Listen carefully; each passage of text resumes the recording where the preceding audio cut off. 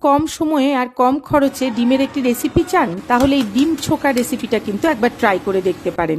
তার জন্য ডিমটা সেদ্ধ করে নিয়ে ছুরি দিয়ে গাগুলো একটু চিড়ে নিয়েছি, যার মধ্যে হলুদ, শুকনো লঙ্কার গুঁড়ো আর নুন দিয়ে মেখে নিয়েছি। তারপর সেই ডিমগুলো আমি সর্ষের তেলে ভেজে নিয়েছি।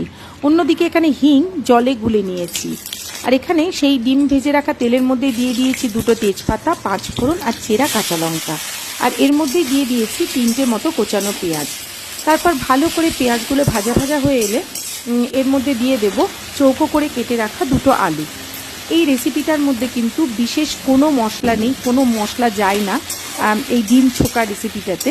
শুধু হিংটাই কিন্তু এই রেসিপিটাকে একটা সুন্দর ফ্লেভার দেয়।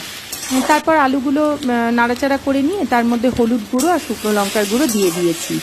এরপর এর মধ্যে দিয়ে দেব আমি স্বাদ অনুসারে লবণ, আর যে হিংটা আমি জলে গুলে রেখেছিলাম সেইটা এর মধ্যে দিয়ে দিচ্ছি। তারপরে আবার কিছুক্ষণ মশলাটা নেড়েচেড়ে নিয়ে তার মধ্যে আলুগুলো সেদ্ধ হওয়ার জন্য দিয়ে দিয়েছি গরম জল। আলুগুলো সেদ্ধ হয়ে গেলে ঝোলটা ফুটে উঠলেই দিয়ে দেব ভেজে রাখা সেদ্ধ করা ডিমটা। তৈরি হয়ে যাবে ডিম ছোকা। একদম সহজ, একদম কম সময়ে এইভাবে একবার ডিম ছোকা বাড়িতে তৈরি করে দেখবেন।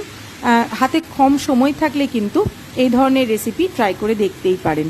ভালো লাগলে চ্যানেলটিকে ফলো, লাইক ও শেয়ার করে দেবেন। নমস্কার।